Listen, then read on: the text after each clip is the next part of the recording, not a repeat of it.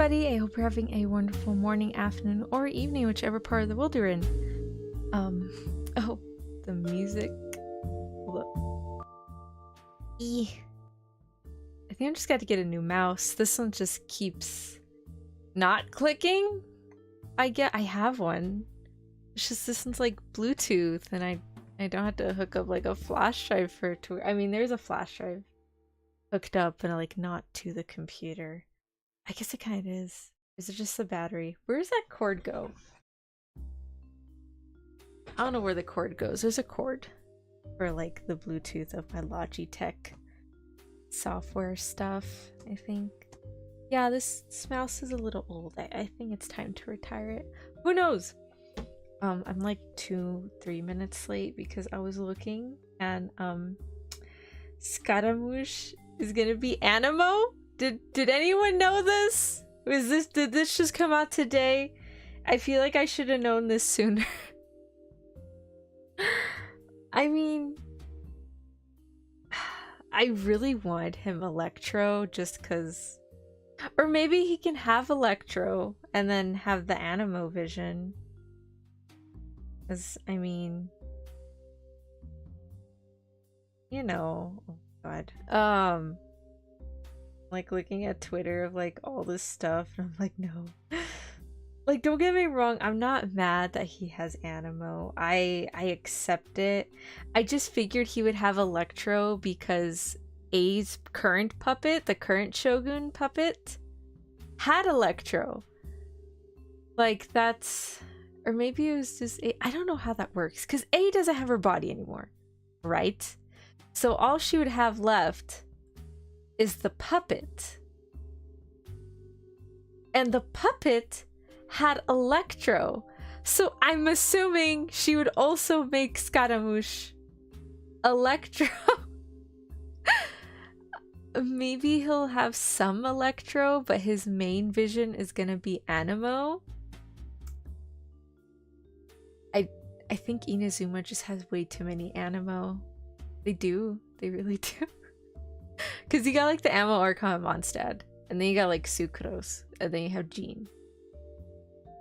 I don't consider the Animo Archon to count because he is the Animo Archon. I don't think Venti counts. Oh, gee. I mean, he's not an Archon anymore either. He's just a wind spirit with like a human form at this point. So he doesn't technically count. He doesn't really have the Animo given to him like Sucrose and Jean, you know? And then NOOOO. Is there any Animo over there? Who are the Animo characters? Who? Yeah, okay. So like NOOOO, like NOOOO characters. NOOOO? I think it's characters. Does any of them have Animo? Okay, Xiao. And who else? Hold on. Who else?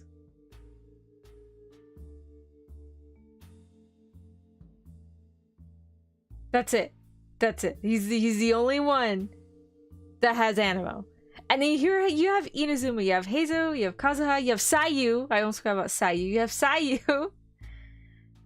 And then now you're gonna add, that's like 4 Animo for one region. That's a lot of Animo. Not even Mondstadt has that many Animo. Like, I don't mind the redesign. I don't even mind the new element. I guess that's fine. That's gonna be like 2 Animo catalysts though.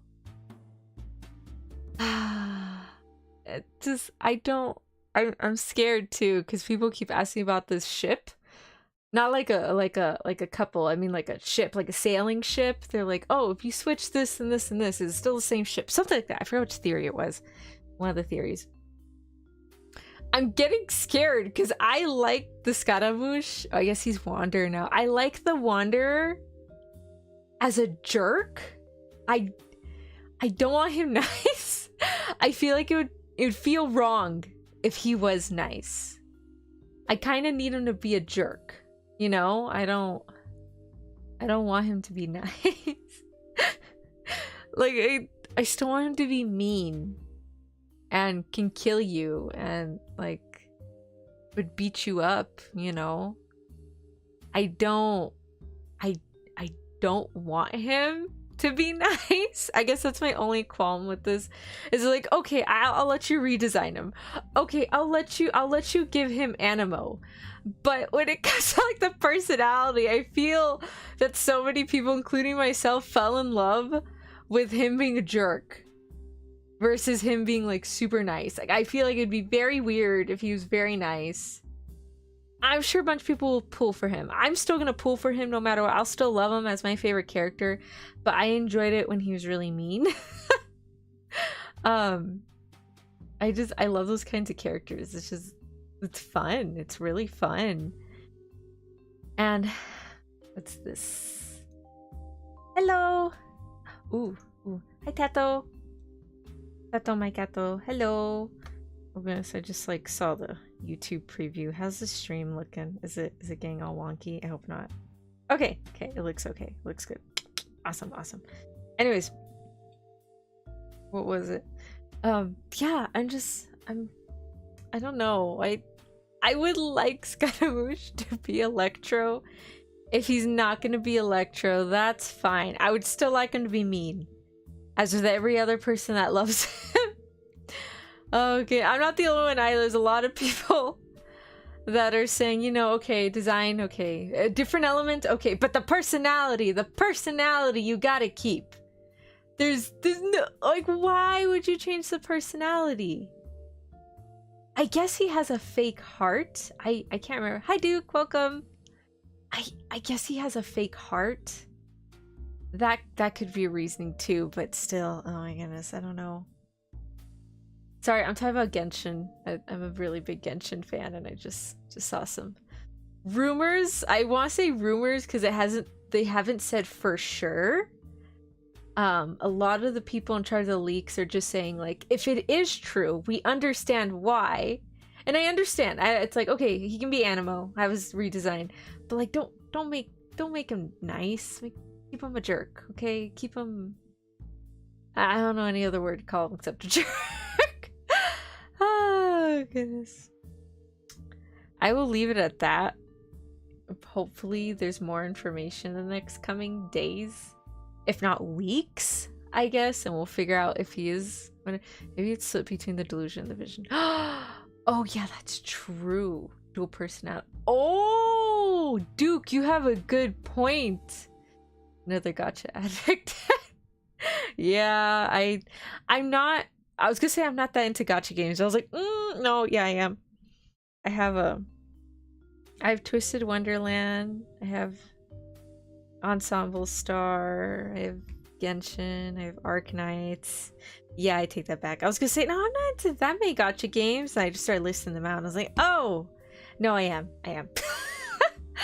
Oh dear. Anyways. Maybe you're right. Maybe it will be a dual personality. Like, we have a nice side and like a mean side.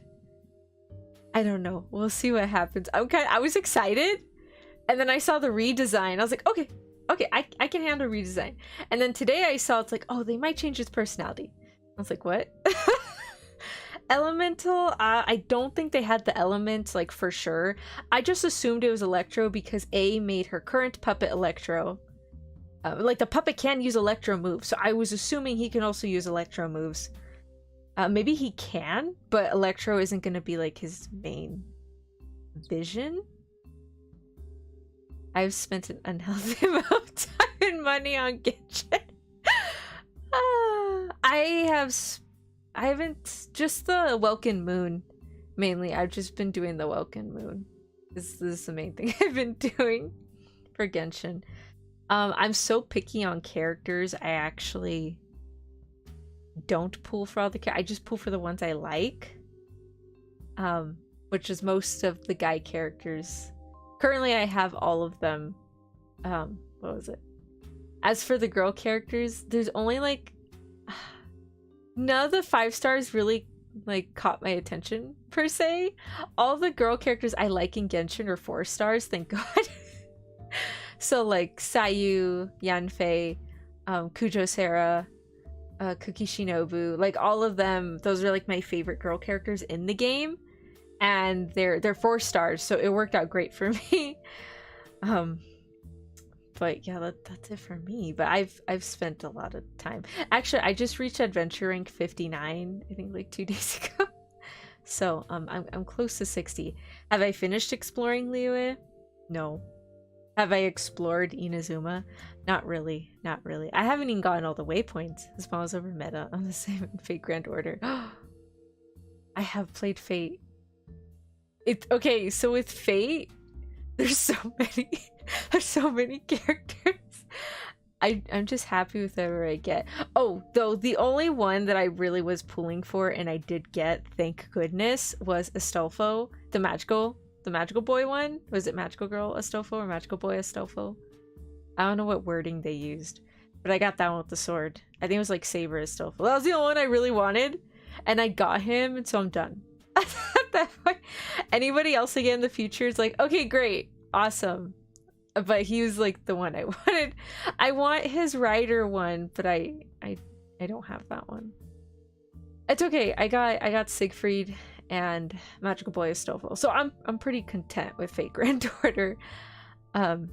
I should probably continue the story mode. I haven't. I've been stuck on the Sir Francis Drake one for the longest time.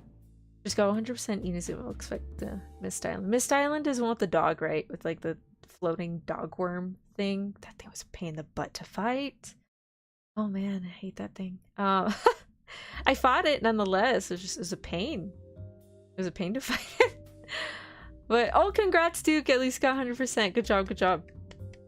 I only have 100% in Mondstadt. I don't have it for Liyue or Inazuma. I'll work on it like slowly. Right now I'm trying to do Kazuha's his story quest right now, so I'm doing that one right now. I made it to the part where he grabs the sword. And then I haven't started the event. I'm really excited for the event. I hit that with the passion. I understand. I get that. Oh goodness. Oh, the Christmas one, it's good. Saber. I like the bunny costume. Yes, the Christmas one. Yeah. Bunny. I think bunny costumes are really cute. Speaking of bunny costumes, I was going to get a Rimuru figure. I saw it on Good Smile and I was like, oh look, it was Rimuru in a bunny outfit by the company Free Ink. Free, like capital Free, Free, and then ing lowercase. And I didn't think anything of it. I haven't heard of that company, nor am I aware of it. I clicked it because I wanted the figure. I was like, oh, okay, it's probably be like $60 or something. You know, I was like, okay, I can go for that. $300. Oh my god. It's more expensive than the other Rimuru figure. I think the other figure I'm thinking of, he's wearing a Chinese attire and he has a weapon, a spear, or polearm in this, I guess in this case, and there's water and there's like a background and like a platform or something. That one was about the same price, but that had significantly more things, and I was like, what the hell? What the heck? I was so confused. It was so expensive. I said, you know what, never mind. So I downloaded all the pictures they had for that. I said, no, I'll have it in pictures. If in a couple years I can visit Japan and probably buy it at one of the thrift places at like Akihabara, I will. I'll add it to my bucket list. I'll find it eventually. Hopefully cheaper, but who knows. I'm sure I realize have all the girls except Cleo. Oh, hey, that's good. That's good though. You can isn't Klee's banner is up right now. It's Klee right now, and then next up is gonna be Yoimiya. So I guess you can get them now if you have any more wishes, or you can save up. I can't remember if Kole or Dory were going to be 4 stars. I know Tainadi is a 5-star, I believe. Tainadi's a 5-star. And then Kole, Dory was probably going to be a 4-star, and then Kole, I'm not too sure. Says that company, it's bad. Figures work easily. Most of my money goes to buying figures. Oof. Really? The company's bad? Oh. I was looking in the comments, and people were saying that, what was it? That was really cheap for a figure from that company, and I'm like, what? What? He's just in a bunny outfit. What do you mean? What? It made no sense. Dory's a 4-star. Yeah, Dory's a 4-star. Is Kalea a 4-star or 5-star? Do you know, Duke? Yeah, I can't remember if she was. I would think she's gonna be a 5-star, but she might be a 4-star. I'm not too sure. Wow, okay. Ooh, I didn't know that. Thank you for the heads up, Kato. I will be mindful of those figures. Again, they're really expensive, so I'm probably never gonna get one unless it's at a thrift place. Like those the little glass cases that they have at Akihabara. I think those are like the little thrift places. What was it? Oh, your money goes to figures. Oh, you must have a nice figure collection. Apparently given for free. Oh, that's good. Okay, so she's gonna be the free 4-star for. Okay, so usually for anyone that doesn't know Genshin, they give away at least one character from each element. Holy cannoli, Jesus. I'm sorry. I saw 400. Okay. Whoa. Ha. Where was I? Oh, right. That number is like throwing me off. Like, why? Oh goodness. Okay. Where was I? Oh, the figure. No. Wait. Oh yeah. So usually they try and give away a 4-star, free 4-star. I think Lisa's the free Electro, Kaya the Cryo, Amber the Pyro, Traveler is Animo. Who is the Geo? Was Noelle? So it's Noelle, and then who else? Okay, so it's Geo, Animo, Electro, Pyro, Cryo. Who am I missing? I'm missing. Oh my gosh, Antonia, you're a fan of Genshin. You should remember these elements. I know. I can't remember who else they give you. Is it? What's the other element? Oh, Barbara. I was like, what's the other? Hydra. Barbara they give you. I'm pretty sure. Okay, so Colet's probably gonna be the Dendro that they give you. Just get ripped for meant to buy it. Nothing can go wrong. No, Duke. No. That's not a good idea. Oh my god. I can't believe the 1/4 figures are... My god. $400? That's insane! I'm sorry. Unless they look really cool, like that cool Rimuru one, I cannot justify spending that much money on a figure. Oh my goodness. I remember I saw the Odachi one from Onee-oji, the giant SP Odachi one. Damn, that thing's huge. That one was like 1,000, I think, or maybe 800. I'm not too sure, but it was really expensive. I was like, ooh, no, just no. Oh goodness. Wow. Goodness. Okay, we'll talk about Genshin later. I'll start reading Dracula, but oh my goodness. Oh. Yeah, I'm just I don't know. I'm sure Scaramouche would be great. I just don't want him being nice. If he is nice, I want him to be at least tsundere nice. Where it's like, oh, like, go jump off that cliff or something. Like, I can care less. And then he's like a little nice. Like, I can handle that. I can handle mild tsundere. I can do the tsundere. Like, that's fine. But making him completely nice is out of the question. There's always fanfic. I can always read fanfic, I suppose. There's also all that fan art of him before he became nice, I suppose. I don't know. We'll have to wait and see. Oh goodness. Okay. Let's see. Sorry, I was having auto for the history lessons on my Twisted Wonderland because the event is ending on the 21st and they give you a free Lilia card. Lilia is my favorite character in Twisted, in case anybody doesn't know that. So it says you have to get what was it, 800 rings to keep his card. I'm working very diligently to get the 800. Anyways, where did we leave off? Oh, okay, yeah, Mina's friend Lucy died. Dracula killed Lucy. I was very upset. Lucy was my favorite character in Dracula Bram Stoker's novel. And now she's gone and I'm really sad. Lucy, why'd you have to be dead? First Scaramouche might be nice and now you're dead? This is not a good day. Not a good day at all. What Roman numeral is that? X is 10. 13! Okay, we're on 13. It took me a while to like figure out Roman numerals for like the longest time. I think what was it? I don't know what made me like try and figure out Roman numerals. I think I had someone needed like some paperwork, but they wanted like their notes in Roman numerals, and I was like, oh, okay. So I figured it out. I still don't know what the MCI ones stand for. I know it's like 19 something or like the thousands, I think. For like the MC ones or MCI stuff. I don't know. I just know the X's and the ones and the V. Anything aside from those 3 letters, I have no idea what they stand for. Anyways, I guess we'll continue. So it's Dr. Seward's diary. I want to say we're like really close to halfway. It's been a while since I read Dracula, like 8 to 9 years. Oh, okay. Yeah, we're on chapter 13 right now for Dracula. Right now Lucy died. She just died. Actually, she was trained to a vampire, and I think I don't know how that worked, because it said her teeth were getting long, so I know she turned into a vampire at some point, but I don't know if he killed her, or he was gonna kill her. I'm not too sure. Why is my water on my right side? I need on my left. There we go. Yeah, I wasn't too sure about that, but Lucy's dead now, apparently. Yeah, okay, they had the funeral. Oh yeah, and her mom died too. I forgot about that. I mean, at least they died together.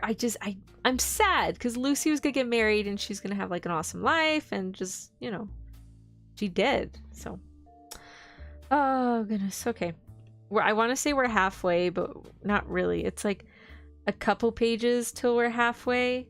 We still have like a ton left. I still have how many more pages do I have?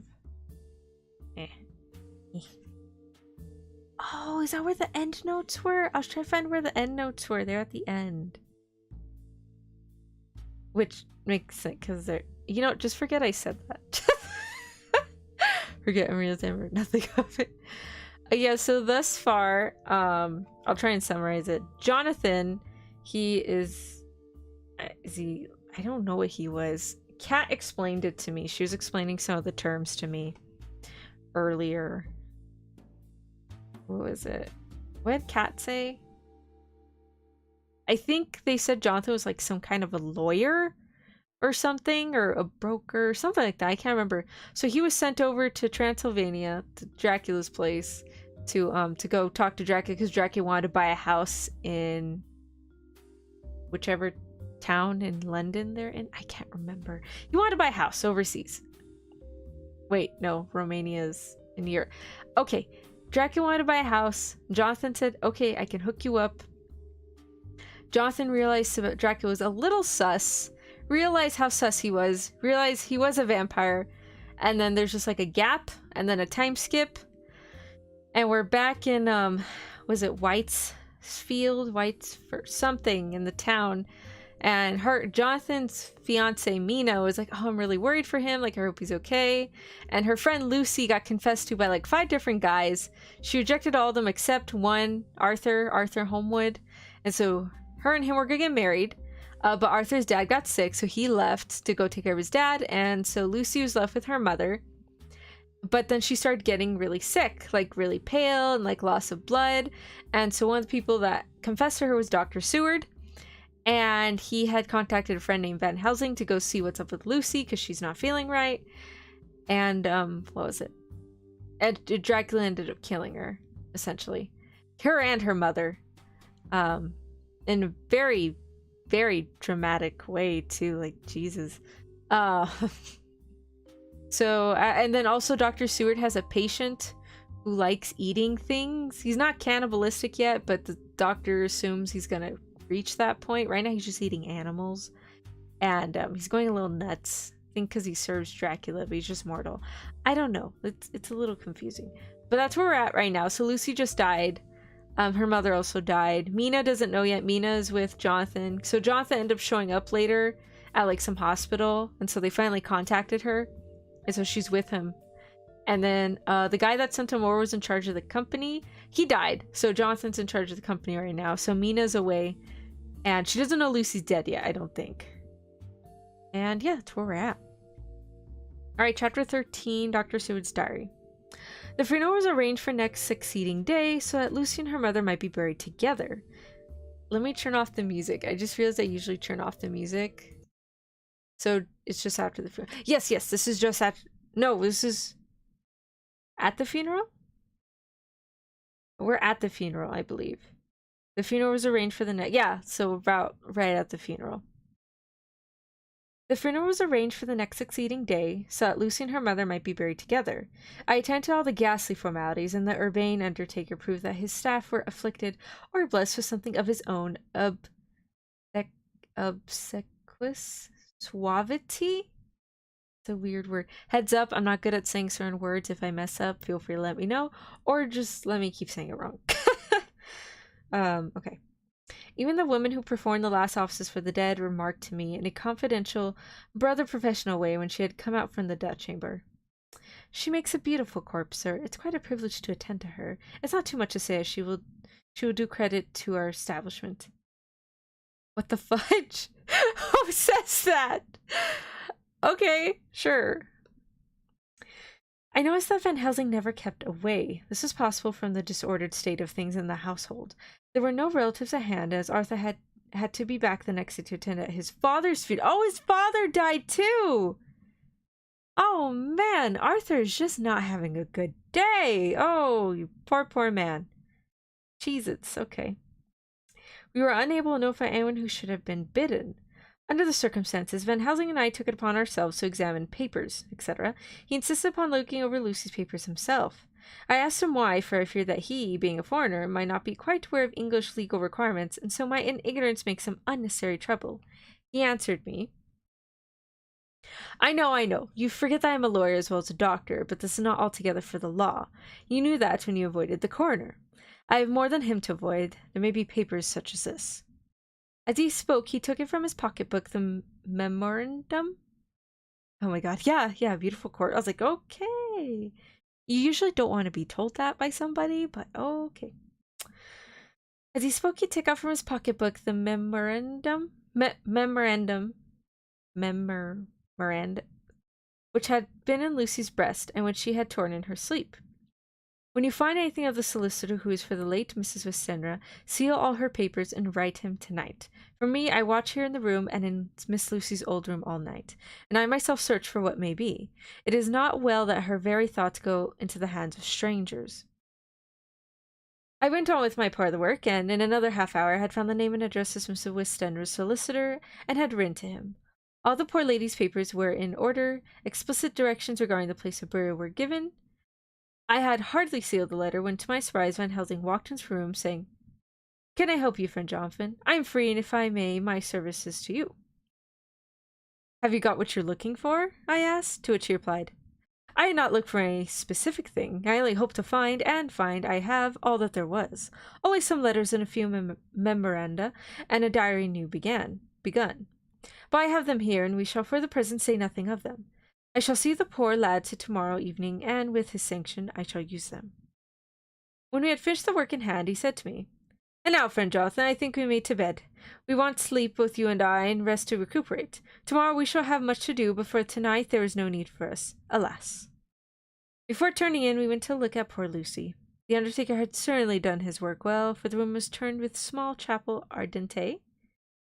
There was a wilderness of beautiful white flowers, and death was made a little repulsive as might be. The end of the winding sheets was laid over the face when the professor bent over and turned gently back. We both stared at the beauty before us, the tall wax candles showing a sufficient light to note it well. All Lucy's loveliness had come back to her in death, and the hours had passed, instead of leaving traces of decay effacing fingers, had but restored the beauty of life. Till, positively, I could not believe my eyes. I was looking at a corpse. Dun dun dun. The professor looked very sternly grave. He had not loved her as I had, and there was no need for tears in his eyes. He said to me, Remain till I return, and left the room. He came back with a handful of wild garlic from the box waiting in the hall, but which had not been opened, and placed the flowers amongst the others on and around the bed. Then he took from his neck and set of his collar a little golden crucifix, and placed it over the mouth. He restored the sheet to its place, and then came away. I was undressing in my own room, when with a premonitory tap at the door, he entered and at once began to speak. Tomorrow I want you to bring me, before night, a set of post-mortem knives. Must we make an autopsy? I asked. Yes and no. I want to operate, but not as you think. Let me tell you now, but not a word to another. I want to cut off her head and take out her heart.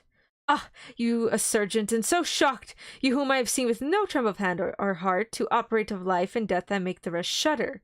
Oh, but I must not forget, my dear friend Jonathan, that you loved her, and I have not forgotten it, for it is I that shall operate, and you must only help. I would like to do it tonight, and for Arthur I must not. He will be free after his father's funeral tomorrow, and he will want to see her, to see it. Then when she is confined, ready for the next day, you and I shall come when all is asleep. We shall unscrew the coffin lid, and shall do our operation, then replace all, so that none know save we alone. But why do it at all? The girl is dead. Why mutilate her poor body without need? And if there is no necessity for a post-mortem and nothing to gain by it, no good to her, to us, to science, to human knowledge, why do it? Without such is monstrous. Oh. Yep. For answer, he put his hand on my shoulder and said with infinite tenderness, Friend John, I pity your poor bleeding heart, and I love you the more because it does so bleed. If I could, I would take on myself the burden that you do bear. But there are things that you know not, but that you shall know, and bless me for knowing, though they are not pleasant things. John, my child, you have been my friend now many years, and yet did you never know me to do any without good cause? I am but man, but I believe in all I do. Was it not for these causes that you sent for me when the great trouble came? Yes, were you not amazed, nay horrified, when I would not let Arthur kiss his love, though she was dying and snatched away by my strength? Yes, and yet you saw how she thanked me, with her so beautiful dying eyes, her voice too so weak, and she kissed my rough old hand and blessed me. Yes, and did you not hear me swear promise to her, that so she closed her eyes gratefully? Yes! Well, I have good reason now for all I want to do. You have for many years trust me. You have believed me weeks past when there be things so strange that you might have well doubt. Believe me when a little, friend John. When a little, friend John. If you trust me not, then I must tell what I think, and that is not perhaps well. And if I work, as work I shall, no matter trust or no trust, without my friend trust in me, I work with heavy heart and feel oh so lonely when I want all help and courage that may be. He paused for a moment and went on to solemnly. Friend John, there are strange and terrible days before us. Let us not be two but one, and that we work to a good end. Will you not have faith in me? I took his hand and promised him. I held my door open as he went away and watched him go into his room and close the door. As I stood without moving, I saw one of the maids pass silently across the passage. She had her back towards me so did not see me, and go into the room where Lucy lay. The sight touched me. Devotion is so rare, and we are so grateful to those who show it unasked, to those we love. She was a poor girl pulling aside the terrors which she naturally had of death to go watch alone by the bier of the mistress whom she loved, so the poor lit clay may not be lonely till laid to eternal rest. I must have slept long and soundly, for it was broad daylight when Van Helsing waked me by coming into my room. He came over to my bedside and said, You need not trouble about the knives. We shall not do it. Why not? I asked, for his solemnity of the night before had greatly impressed me. Because, he said sternly, it is too late, or too early. See, here he held up the little golden crucifix. This was stolen in the night. How stolen? I asked in wonder. Since you have it now. Because I get it back from the worthless wretch who stole it. From the woman who robbed the dead and the living. Her punishment will surely come, but not through me. She knew now altogether what she did, and thus knowingly she only stole. Now we must wait. Yeah, okay, that's what I thought, if I'm being quite honest. Because like the maid went in. I was like, she's gonna steal the gold crucifix, isn't she? I don't mean to think ill of people. But I'm pretty positive she went to go steal the crucifix. Which I was right. Okay. Man, does that mean Van Helsing's like, okay, if she gets killed by the vampire, that ain't on me. Like, that's on her. Okay. Sure, buddy. He went away on the word, leaving me with a new mystery to think of, a new puzzle to grapple with. The forenoon was a dreary time, but at noon the solicitor came. Mr. Marquand of the Holman Sons Marquand in Litterdale. Okay. He was very genial and very appreciative of what we had done, and took off our hands all care as to details. During lunch, he told us that the Mrs. Westenra had for some time expected sudden death from her heart, and had put her affairs in absolute order. He informed us that, with the exception of a certain entailed property of Lucy's father, which now, in default of direct issue, went back to a distant branch of the family, the whole estate, real and personal, was left absolutely to Arthur Holmwood. When he was told us so much, he went on. Frankly, we did our best to prevent such a testamentary disposition and point out certain contingencies that might leave her daughter either penniless or not so free as she should be to act regarding a matrimonial alliance. Indeed, we pressed the matter so far that we almost came into collision, for she asked if we were or were not prepared to carry out her wishes. Of course we had, then, no alternative but to accept. We were right in principle, and 99 times out of 100 we should have proved, by the logic of events, the accuracy of our judgment. Frankly, however, I must admit that in this case any form of disposition would have rendered impossible the carrying out of her wishes, for by her predeceasing her daughter in the latter would have come into possession of the property, and even had she only survived her mother by 5 minutes, her property would, in case there be no will, and a will was a practical impossibility in such case, have been treated at her decease as under intestacy, in which case Lord Godalming, though so dear a friend, would have had no claim in the world, and the inheritors, being remote, would not be likely to abandon their just rights for sentimental reasons regarding an entire stranger. I assure you, my dear sirs, I am rejoiced at the result. Perfectly rejoiced. Dude, she's dead! He was a good fellow, but him rejoicing as one little part in which he was officially interested of so great a tragedy was an object lesson in the limitations of sympathetic understanding. Yeah, same. He's like, oh, I'm so happy that worked out. It's like, dude, they're dead! Oh, jeez. He did not remain long, but said he would look in later in the day and see Lord Godalming. His coming, however, had been a certain comfort to us, since it reassured us that we should not have to dread hostile criticism as to any of our acts. Arthur was expected at 5 o'clock, so little before that time we visited the death chamber. It was so in very truth, for now both mother and daughter lay in it. The undertaker, true to his craft, had made the best display he could of his goods, and there was a mortuary air about the place that lowered our spirits at once. Van Helsing ordered the former arrangement to be adhered to, explaining that, as Lord Godalming was coming very soon, it would be less harrowing to his feelings to see all that was left of his fiancée quite alone. The undertaker seemed shocked at his own stupidity, and exerted himself to restore things to the conditions in which we left them the night before, so when Arthur came, such a shock to his feelings that he could avoid were saved. Poor fellow! He looked desperately sad and broken, even in his stalwart manhood seemed to have shrunk somewhat under the strain of his much-tried emotions. He had, I knew, been very genuinely and devotedly attached to his father, and to lose him at such a time was a bitter blow to him. Within he was warm as ever, and to Van Helsing he was sweetly courteous, but I could not help seeing there was some constraint with him. The professor noticed it too, and motioned me to bring him upstairs. I did so and left him at the door of the room. I felt he would like to be quite alone with her, but he took my arm and led me in, saying huskily, "You loved her too, old fellow. She told me all about it, and there was no friend had a closer place in her heart than you. I don't know how to thank you for all you have done for her. I can't think yet." Here he suddenly broke down and threw his arms around my shoulders, laid his head on my breast, crying, "Oh, Jack! Jack, what shall I do? The whole of life seems gone from me all at once. There's nothing in the wide world for me to live for." I comforted him as well as I could. In such cases men do not need much expression. A grip of the hand and the tightening of an arm over the shoulder, a sob in unison, are expressions of sympathy dear to a man's heart. I stood still and silent till his sobs died away, and then I said softly to him, "Come and look at her." Together we moved over to the bed, and I lifted the lawn from her face. God, how beautiful she was! Every hour seemed to be enhancing her loveliness. It frightened and amazed me somewhat, and as for Arthur, he fell a-trembling, and finally was shaken with doubts as with an ague. At last, after a long pause, he said to me in a faint whisper, "Jack, is she really dead?" I assured him sadly that it was so. He's like, "Yes, she's dead."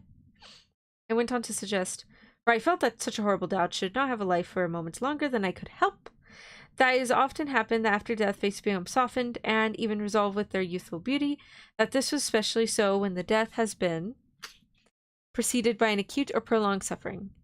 I seemed to quite do away with any doubt, and after kneeling beside the couch for a while and looking at her lovingly and long, he turned aside.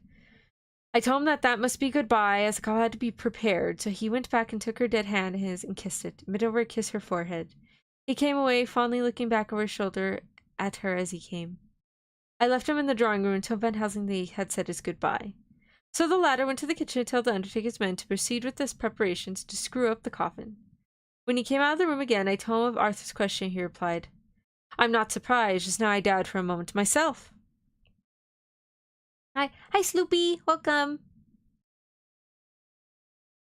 Oh.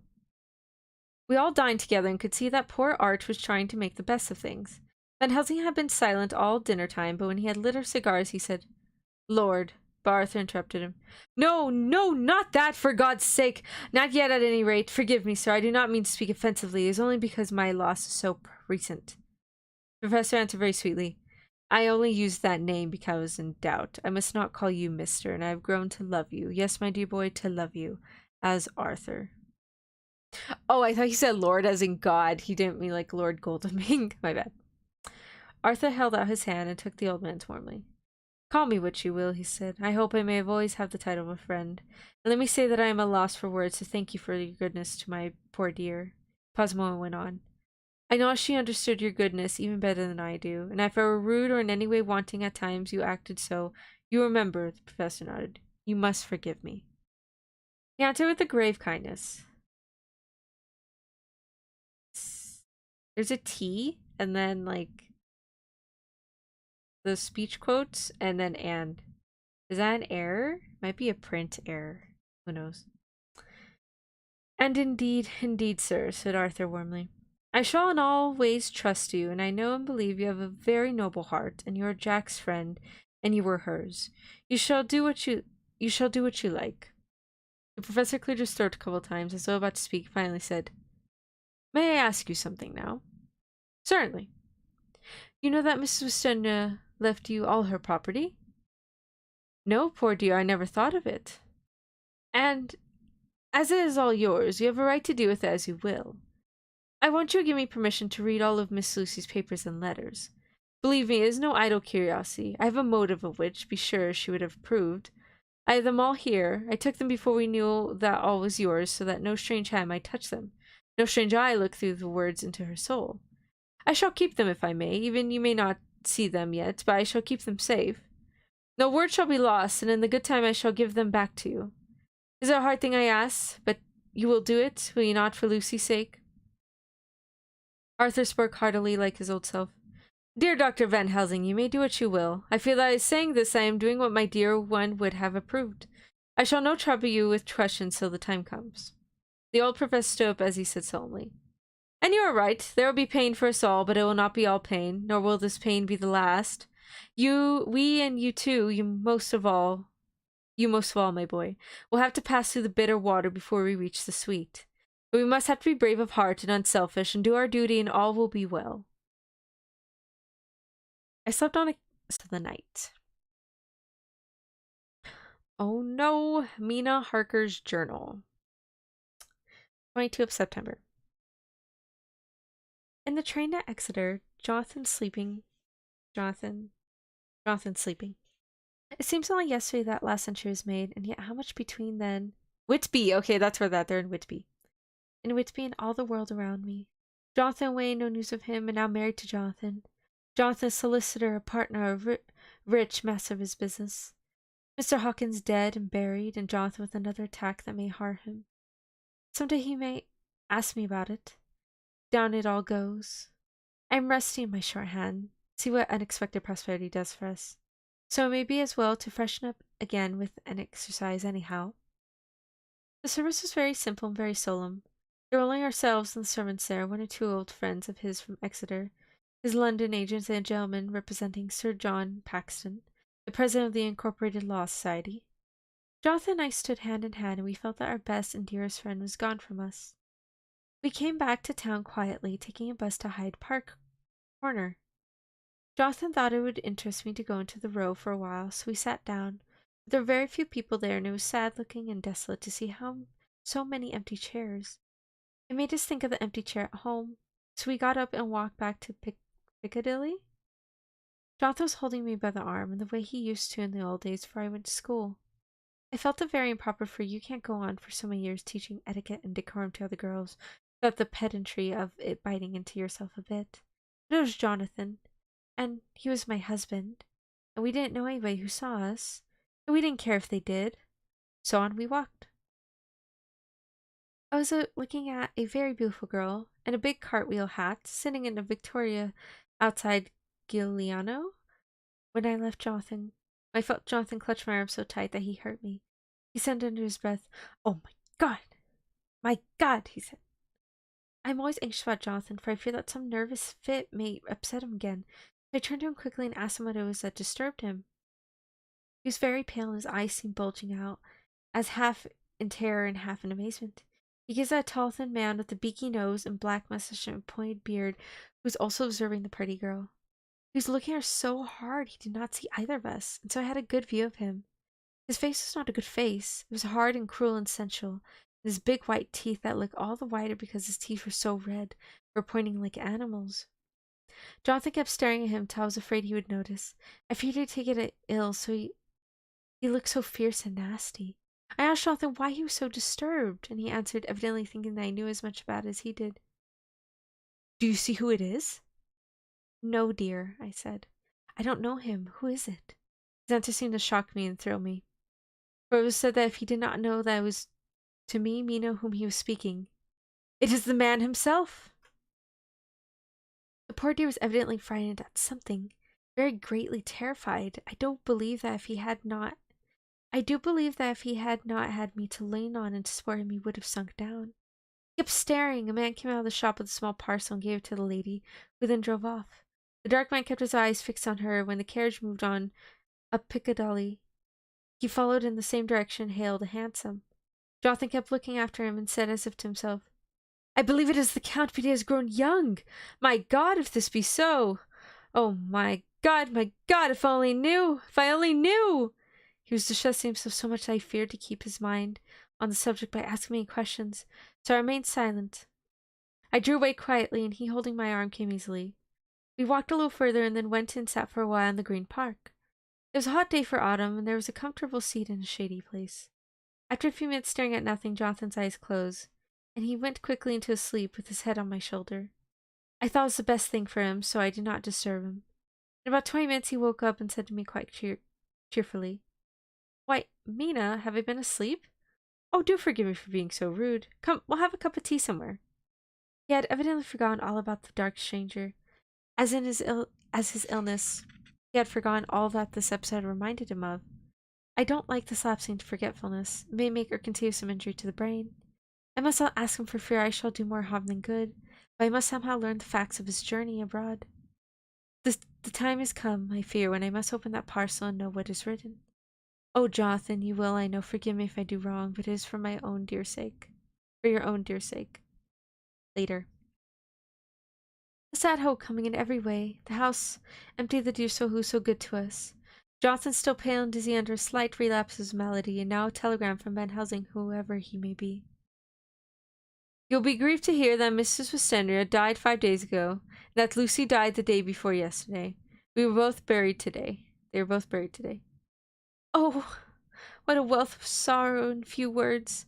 Mrs. Westenra, poor Lucy, gone, never to return to us, and poor Arthur to have lost such a sweetness out of his life.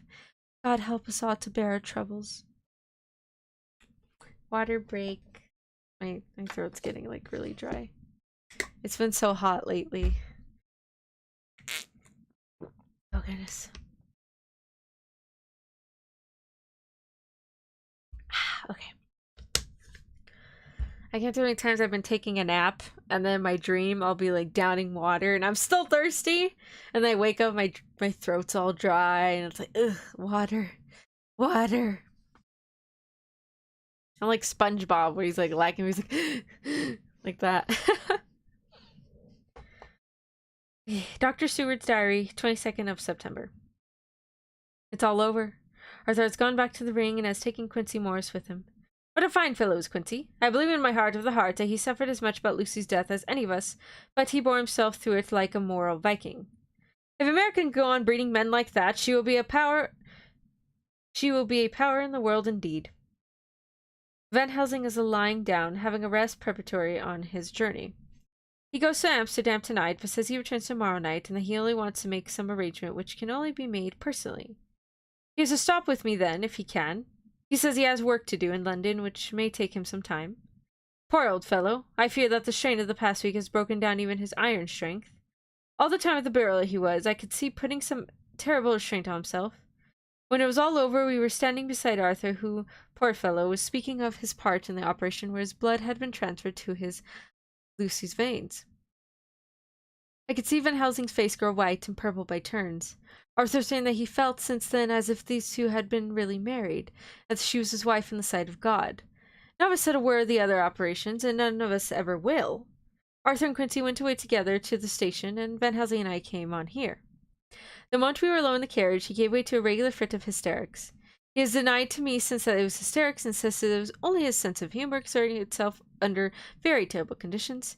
He laughed till he cried, and I had to draw down the blinds lest someone should see us and misjudge.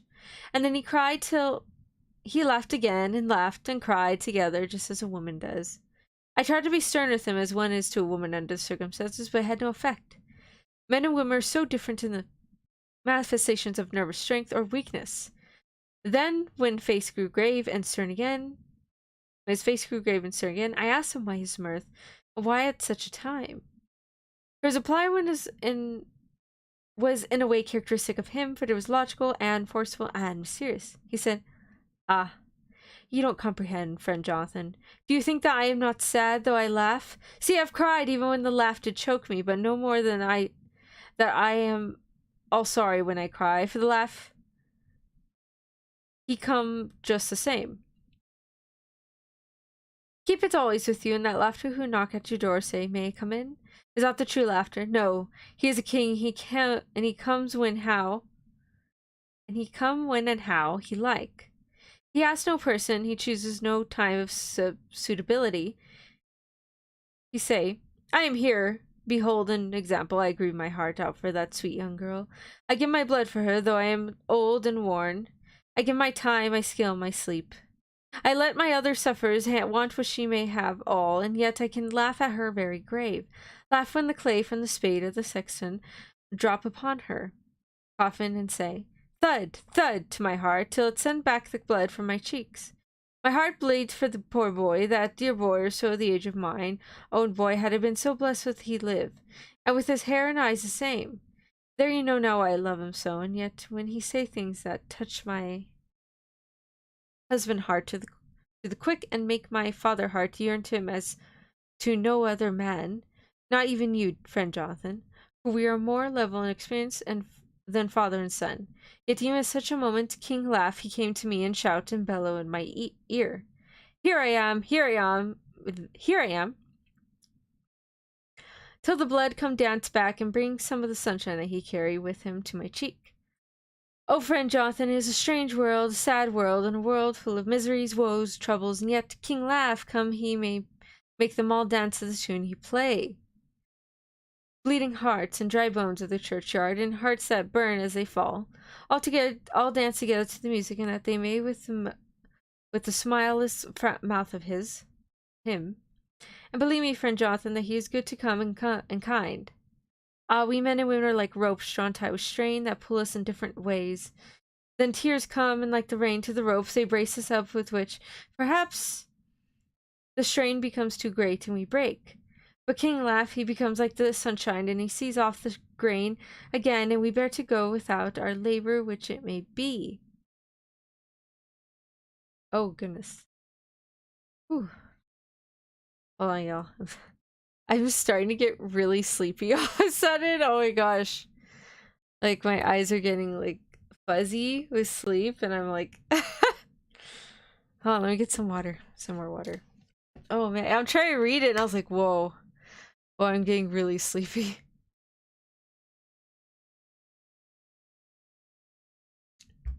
First experience like that is when you think your alarm is music in your dream. Oh, I know. No, my alarm's pretty loud, and I'm kind of a light sleeper, so I'm like, I abruptly wake up if I hear something that's not supposed to be there. Like cockroaches. So I'm asleep, and if I hear a sound that I don't normally hear, I'll wake up just out of caution. Usually it'll be like a cockroach that's like crawling on the floor. Lena gets it, so I'm fine. But stuff like that, or if I hear something fall, I'll wake up suddenly because it's like, oh, that's not a familiar sound. What's that sound? So I'll usually do that. I don't think I'm a light sleeper per se, but perhaps I am to a degree. Oh, okay. More often than not, I'll wake up by people just talking, like in the hallway or something. Like I'll be taking a nap and my family will be talking, or Helena like singing to herself or playing to herself. They thought I was in a disco in my dream with the alarm beeps. Oh my gosh! Oons, oons, oons, oons, do do do, do do do do do. Just kidding. That's funny. Were you able to wake up at least? Like, did you like eventually figure out like, wait, that's my alarm. I should get up now, right?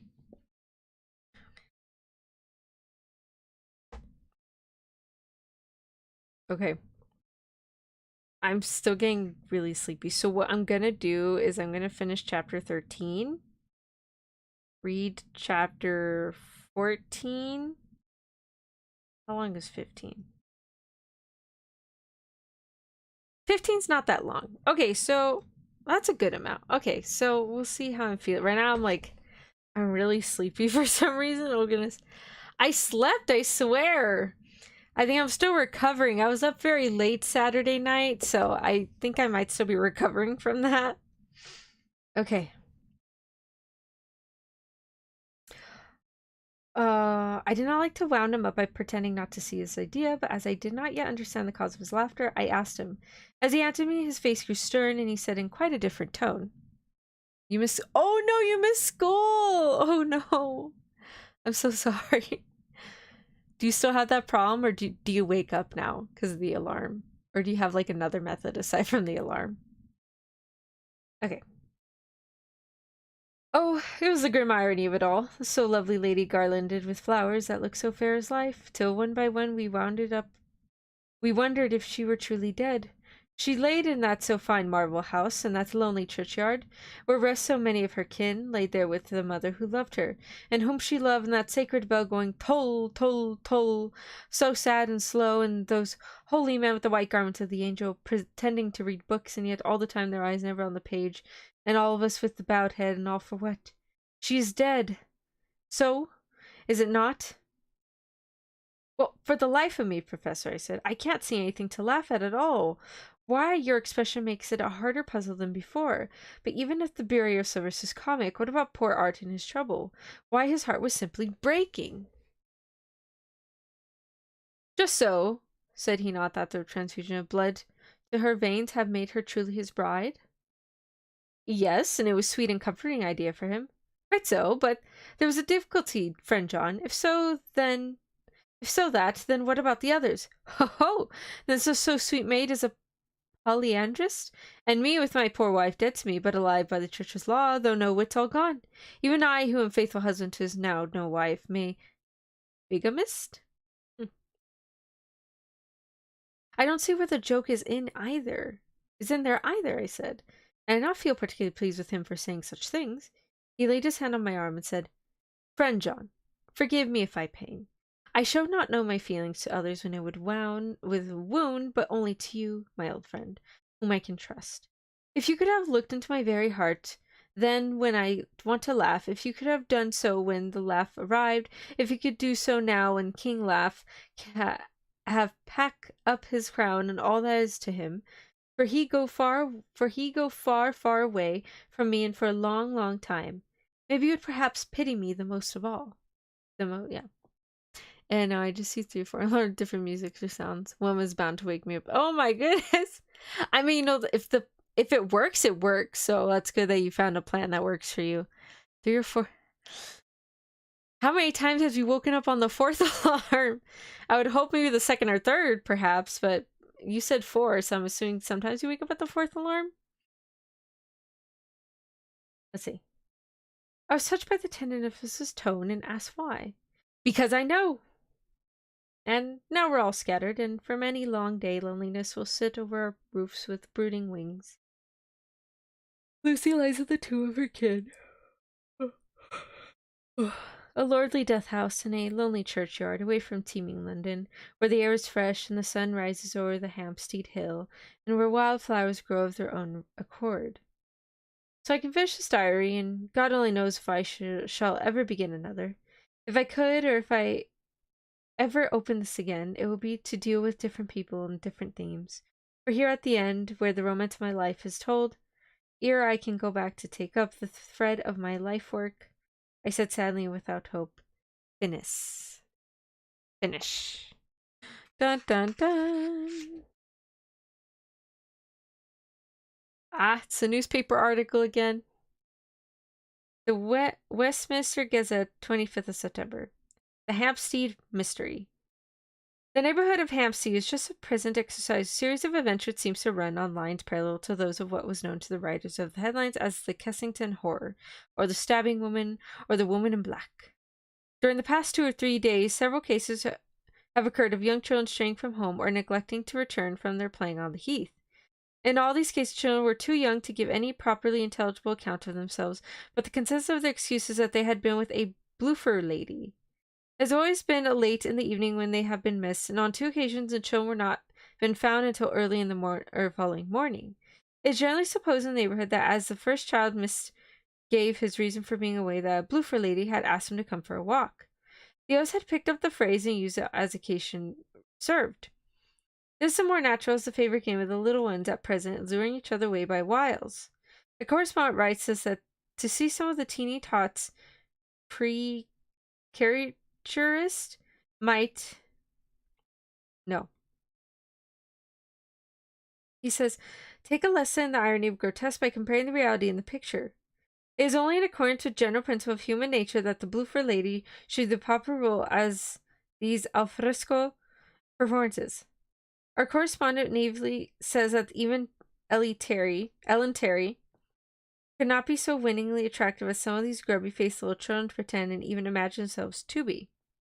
There is, however, possibly a serious side to the question, for some of the children, indeed all of whom have been missed at night, have been slightly torn or wounded in the throat.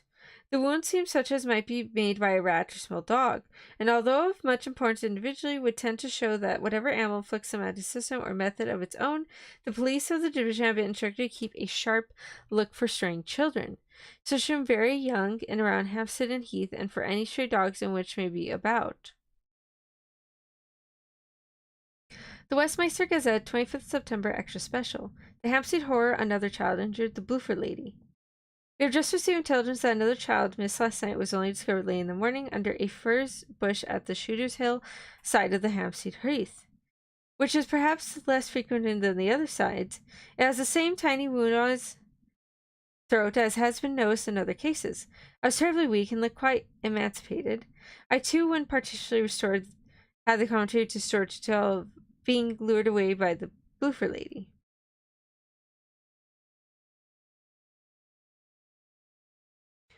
All times I really have sleepy. Sometimes I wonder what would happen if the fire alarm went off. Ooh, let's not think about that. Let's make sure the fire alarm doesn't go off.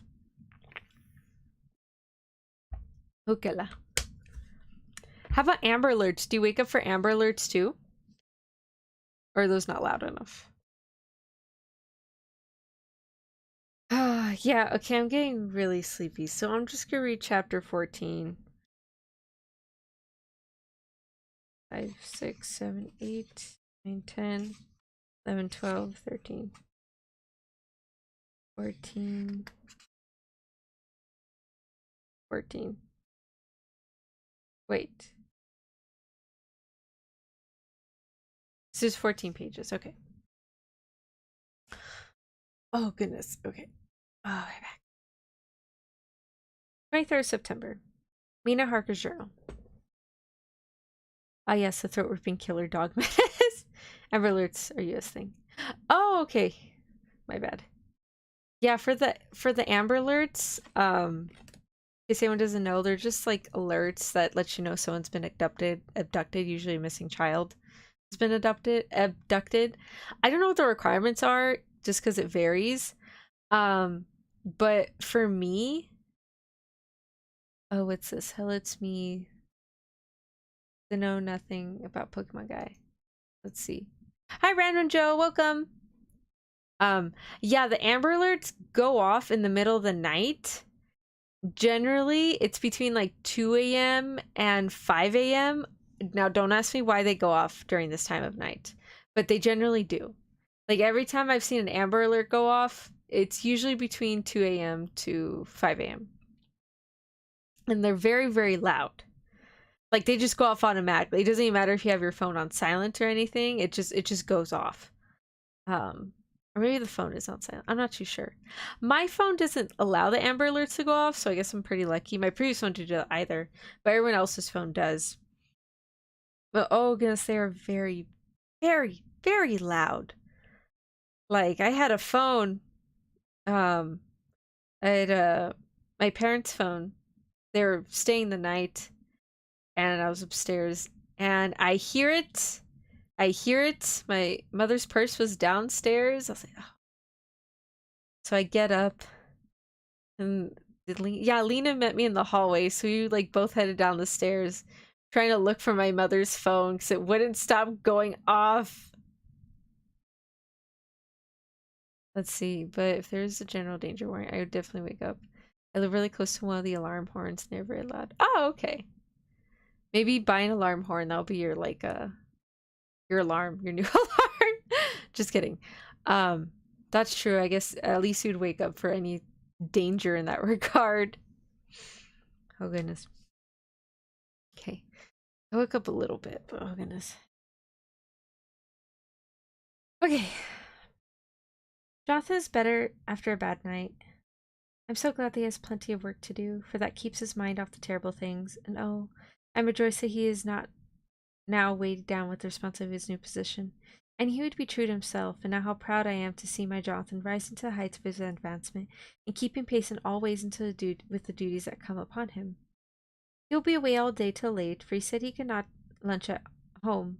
My household work is done, so I shall take his foreign journal and lock myself in my room and read it. Mina's gonna read the journal. 24th of September. I hadn't the heart to write last night. That terrible wreck of Johnson's upset me so. Poor dear! He must have suffered, whether it be true or only imagination. I wonder if there is any truth in it at all. Did he get his brain fever, then write all those terrible things, or had he some cause for it all? I suppose I shall never know, for I dare not open the subject to him. Yet that man we saw yesterday, he seemed quite certain of him.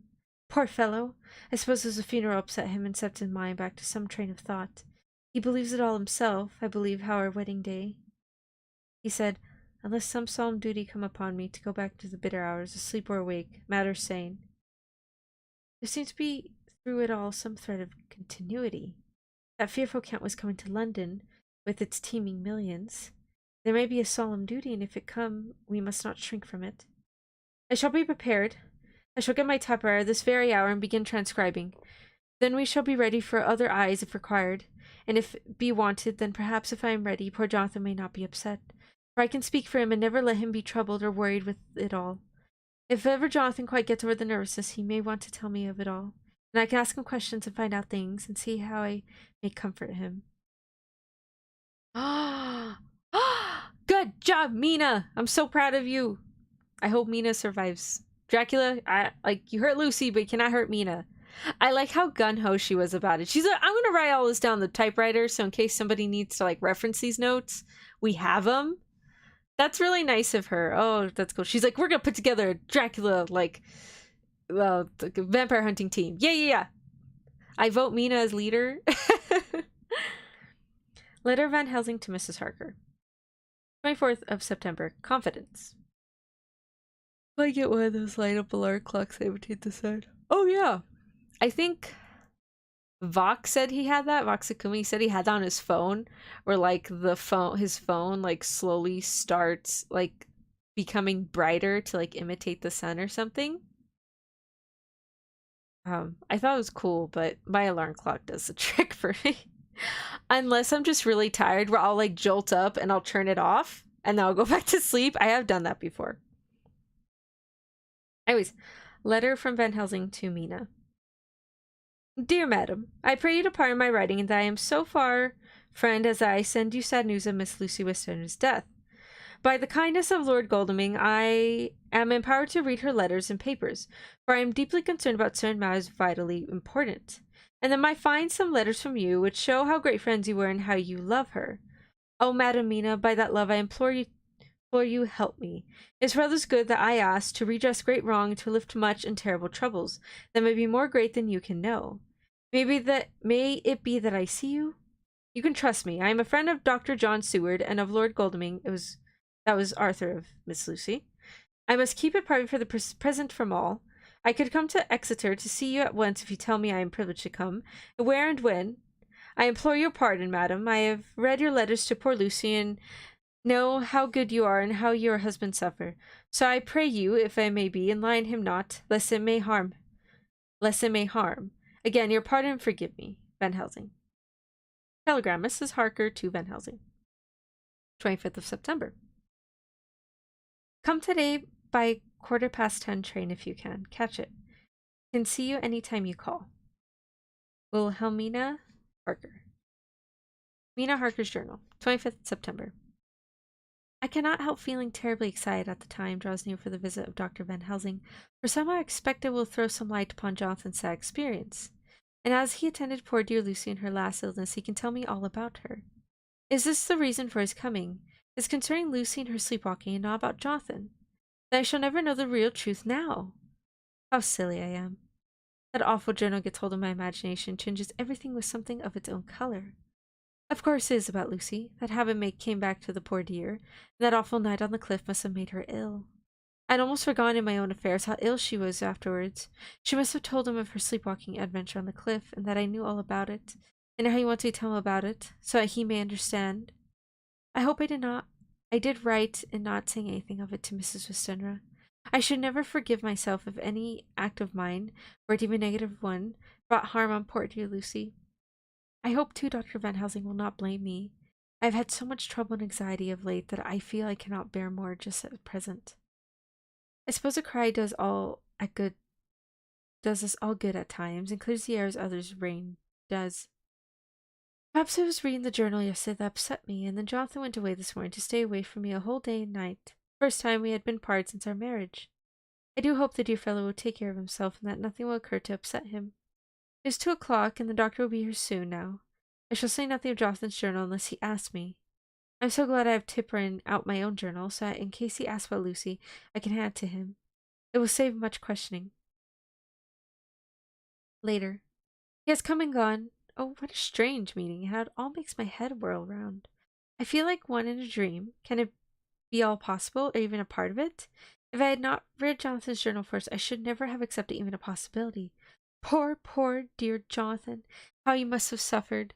Please the good of God, all this may not upset him again. I shall try to save him from it. Maybe even a consolation and a help to him. Terrible though it may be and awful in its consequences, to know for certain that his eyes and ears and brain did not deceive him, that it is all true. It may be that in doubt which haunt him, that when the doubt is removed, no matter what, waking up or dreaming, may prove the truth, he will be more satisfied and better able to bear the shock. Detective Van Helsing must be a good man as well as a clever one if he is Arthur's friend and Dr. Seward's, and if they brought him all the way from Holland to look after Lucy. I feel from having seen him that he is good and kind of noble nature. When he comes tomorrow, I shall ask him about Jonathan, and then please God all his sorrow and anxiety may lead to a good end. I used to think I would like to practice interviewing. Jonathan's friend on the Exeter News told him that the memory was everything in such work. He must be able to put down exactly almost every spoken word, even if he had to find some of it afterwards. It was a rare interview. I shall try to record it verbatim. It was 2:30 when the knock came. I took out my courage à deux mains and waited. In a few minutes, Mary opened the door and announced Dr. Van Helsing. I rose and bowed. He came towards me, a man of medium height, weight, and strongly built, with his arms set back over his shoulder, deep chest, and a neck well balanced on the trunk of his head on his neck. The poise of the head strikes one as once an indicative of thought and power. The head is noble, well-sized, broad, and large behind the ears. The face, clean-shaven, shows a hard, square chin, a large, resolute, mobile mouth, a good-sized nose, rather straight but with quick, sensitive nostrils that seems to broaden as the big, bushy eyebrows come down and the mouth tightens. The forehead is broad and fine, rising the first almost straight and then sloping back above two bumps of ridges wide apart. Such a forehead that the reddish hair cannot possibly tumble over it, but falls naturally back to his sides. Big dark blue eyes are set widely apart and are quickly internally or stern with the man's moods. He said to me, "Mrs. Harker, is it not?" I bow assent. "That was Mina Murray." Again I assented. "It is Mina Murray that I came to see. That was a friend of that poor dear child Lucy Westenra. Madam Mina, is not on account of the dead I come." "Sir," I said, "you can have no better claim on me than that you were a friend and helper of Lucy Westenra." I held out my hand and he took it and said tenderly, "Oh, Madam Mina, I knew that the friend of that poor little Lily girl would be good, but I had yet to learn." He finished his speech with a courtly bow. I asked him what it was he wanted to see me about, and so he once again began. "I've read your letters to Miss Lucy. Forgive me, but I had to begin to inquire somewhere, and there was none to ask. I know that you are with her at Whitby. She sometimes kept a diary. You need not look surprised, Madam Mina. It was began after you had left, and it was an imitation of you. And in that diary she traces by interference certain things to sleepwalking in which she puts down that you saved her. In great perplexity when I come to you and ask you out of your so much kindness to tell me all that you remember." "I can tell you, I think, Dr. Van Helsing, all about it." "Ah, then you have a good memory for facts, for details. Is it not always so with young ladies?" "No, doctor, but I wrote it all down at the time. I can show it to you if you'd like." "Oh, yes, Madam Mina, I'll be grateful. You will do me much favor." I cannot hesitate in temptation of mystifying him a bit. I suppose it is some of the taste of the original apple that remained still in our mouths. So I handed him the shorthand diary. He took it with a great bow and said, "May I read it?" "If you wish," I answered demurely, as I could. He opened it for the instant his face fell, and he stood up and bowed. "Oh, you so clever woman," he said. "I long knew that Mr. Jonathan was a man of such thankfulness. But see, his wife have all the good things, and will you not so much honor me, so help me, as to read it for me? Alas, I know not the shorthand." But this time my little joke was over, and I was almost ashamed, so I took the typewriter copy from my work basket and handed it to him. "Forgive me," I said. "I cannot help it. But I'd been thinking about it was for dear Lucy that you wished to ask him for them, and that you might not have to wait. Nor on my account, but because I know your time must be precious. I've written it out of the typewriter for you." He took it and his eyes glistened. "You're so good," he said. "And may I read it now? I may want to ask you some things when I have read." "By all means," I said. "Read it over while I order lunch, and when we can ask me questions while we eat." He bowed and settled himself in a chair with his back to the light and began to absorb the sheet, which I went to see after lunch, chiefly in order that he might not be disturbed. When I came back, I found him walking hurriedly up and down the room, his face all ablaze with excitement. He rushed up to me, looking down at me by both hands. I'm getting really sleepy. "Oh, Madam Mina," he said, "how can I say that I owe to you? This paper is sunshine. It opens a gate to me. I'm a day's puzzle of so much light, and yet closer clouds roll in behind the light every time. But what you cannot comprehend, but I am grateful to you, you so clever woman. Madam," he said very solemnly, "if ever Abraham Van Helsing can do anything for you or yours, I trust you will let me know. It will be a pleasure and delight if I am to serve you as a friend, but I also have, but all I have ever learned, all I can ever do, shall be for you and those you love. These are kindness in life, and there are lights. You are one of the lights. You will have a happy life and good life, and your husband will be blessed in you." "But, doctor, you praise me too much, and you do not know me." "Not know you? I am old, and who has studied all of my life, men and women. I who have made my specialty the brain, and all the things to him, and all that follows him, and that I have read your diary that you have so godly Really written for me, which breathes our truth in every line. I have read your so sweet letter to poor Lucy of her marriage and your trust. No, not you.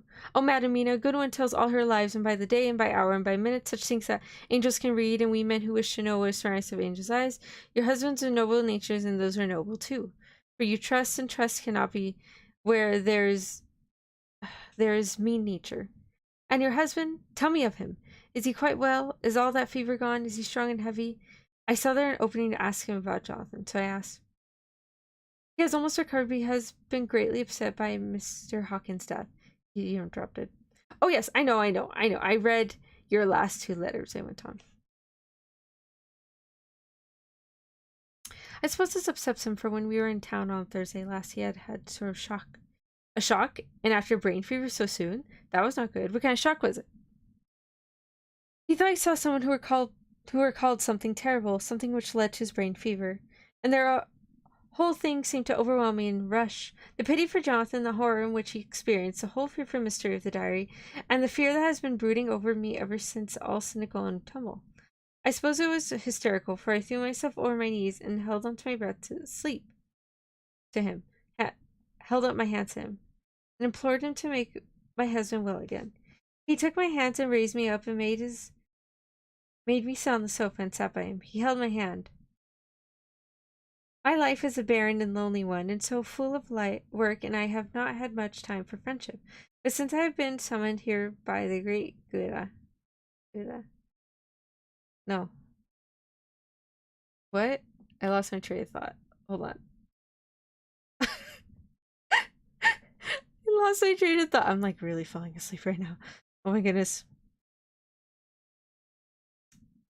Great. Where's the word? I don't even think that's a word in here. It's not. Gouda. Oh my gosh. I was like falling asleep and I said Gouda. What? And I was like, Gouda. No!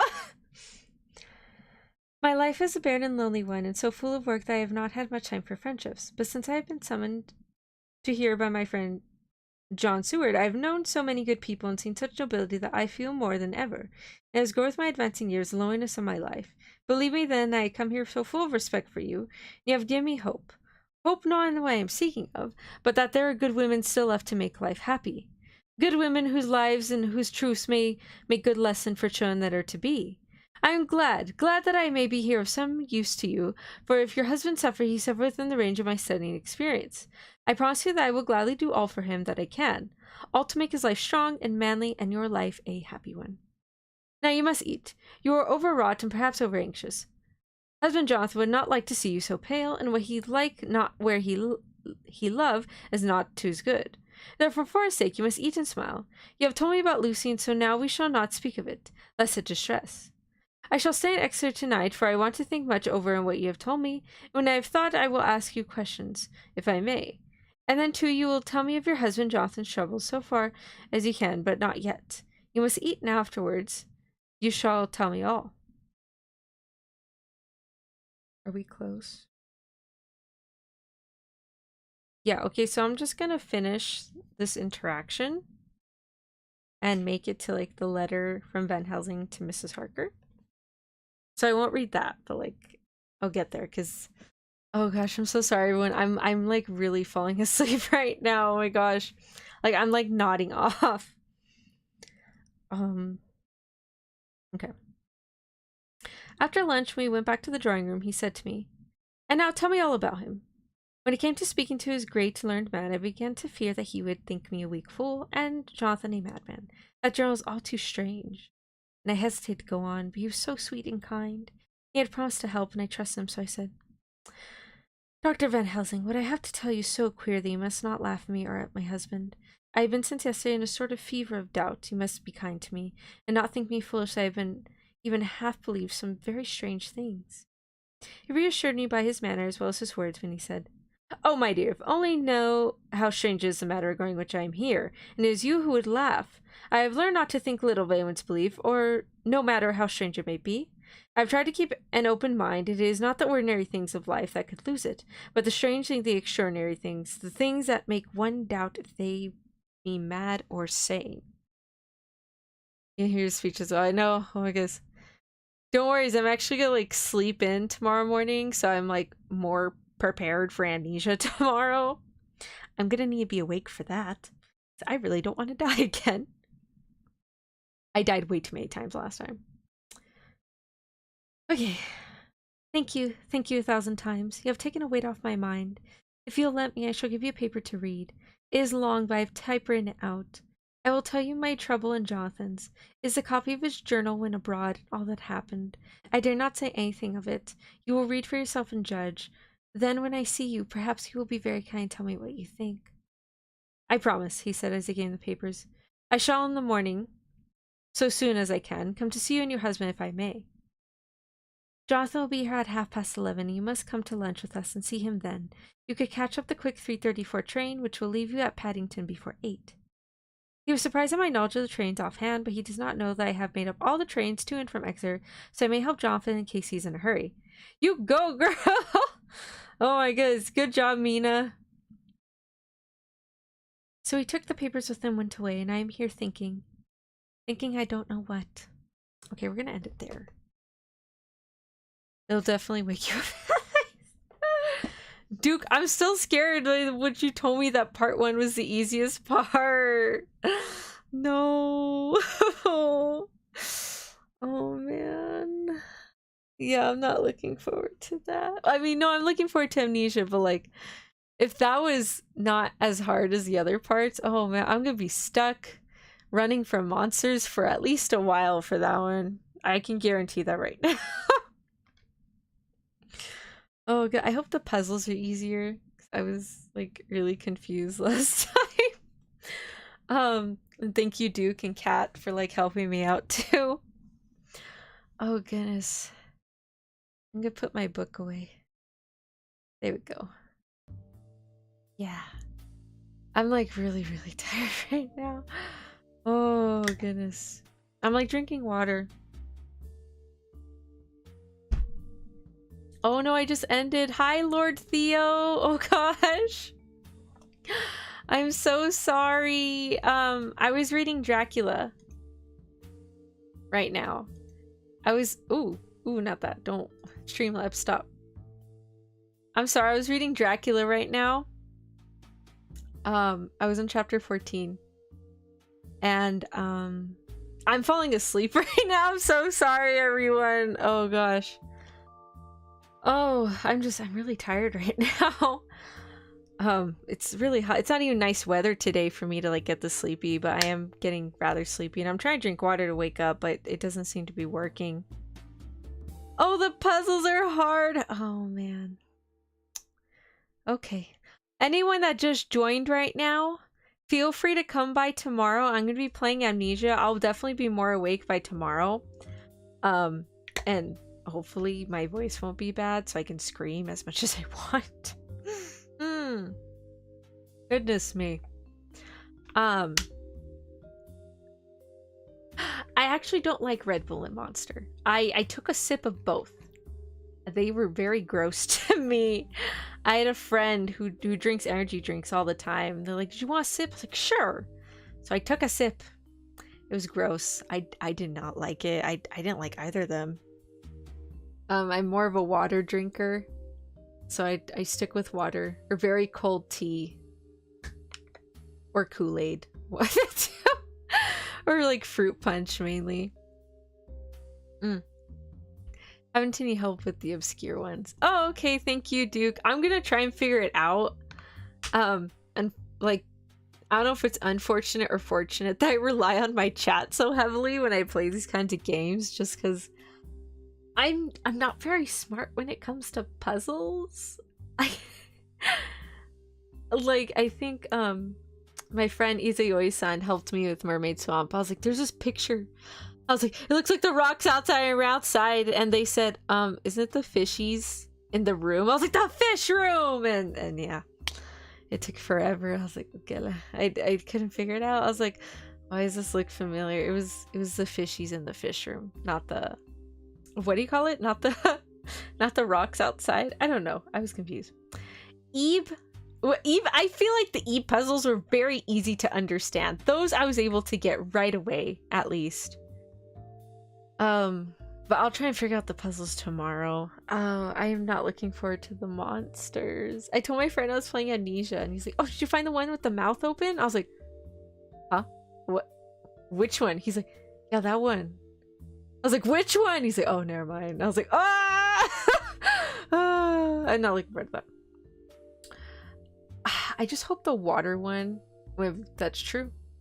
Yeah, if I ask, go ahead and let me know. But for the most part, I'm gonna try and like this time I'm actually gonna try and pay attention to the walls and like look around as best as I can. First time around, I was really freaking out because I never played the game. It was really dark. I can hear like every sound in the headphone, and I was like, something's gonna kill me. I don't want to die, like, you know. But now I know what to look like. Levers, items. I need to collect items, so I guess the papers.